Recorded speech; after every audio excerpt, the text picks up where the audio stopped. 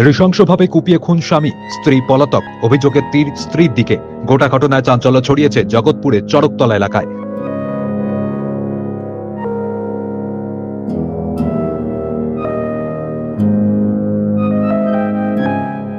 বাগুইআটি থানার অন্তর্গত জগৎপুর চড়কতলা এলাকায় এক মর্মান্তিক ঘটনা। নিজের স্বামীকে নৃশংসভাবে কুপিয়ে খুন করার অভিযোগ তার স্ত্রীর বিরুদ্ধে।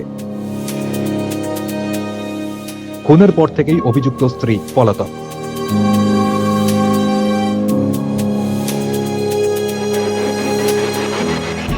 নিহত স্বামীর নাম ভোলা হালদার, অভিযুক্ত স্ত্রী উপাসনা হালদার। গোটা ঘটনার তদন্তে বাগুইআটি থানার পুলিশ।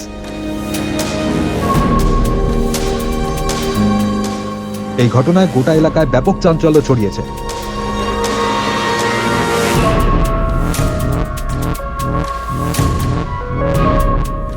বেশ কিছুদিন ধরে ভোলা হালদার ও তার স্ত্রী উপাসনা হালদারকে নিয়ে জগৎপুরের চড়কতলা এলাকার একটি বাড়িতে ভাড়া থাকতেন। মঙ্গলবার দুপুরে তাদের ঘর থেকে ধোঁয়া বের হতে দেখেন প্রতিবেশীরা। কৌতূহলী হয়ে ওঠেন।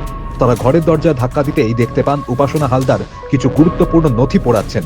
এতে সন্দেহ হওয়ায় প্রতিবেশীরা জোর করে ঘরে প্রবেশ করেন এবং বাড়ির মালিককে খবর দেন। বাড়ির মালিক ঘটনাস্থলে এসে বাথরুমে ভোলা হালদারের রক্তাক্ত দেহ দেখতে পান। একাধিকবার কোপানো হয়েছিল। দরজাটা খুলেছি, খুলে দেখছি কি কতগুলো কাগজপত্র পোড়াচ্ছে। তাই বলে কি এই পোড়াচ্ছিস কেন কাগজপত্রটা, তো তুই বেরো, আমি ঘর তালা দেবো। তা বলছি কি দাঁড়াও, আমাকে একটু টাইম দাও জামা প্যান্ট গুলো গুছাতে। আমি ঠিক আছে তুই বেরোবি, আমি তালা দেবো। তারপরে আমি বসে রয়েছি, আমি বলছি দরজা দিবি না কিন্তু আমরা করছি, তালা দেবো ঘর। তারপরে বলছে কি হ্যাঁ এই তো আমার বোনের ছেলে আসছে, জগৎপুরে থাকে, আসছে এক্ষুনি। তারপরে বোনের ছেলেটা এসে আমরা বলছি কি এই দেখ তো ঘর দেখ, বাথরুমটা তো। তারপরে বোনের ছেলেটা বাথরুমে গিয়ে দেখে এই ঘটনা। আমরা দেখিনি দাদা, আমরা ঢুকিনি ভিতরে, এসে দেখে টেনশনে আমরা দেখিনি দাদা, টেনশনে আর কিচ্ছু। প্রতিবেশীদের কাছ থেকে খবর পেয়ে বাগুইআটি থানার পুলিশ দ্রুত ঘটনাস্থলে পৌঁছায় এবং বিষয়টি জানতে পারে।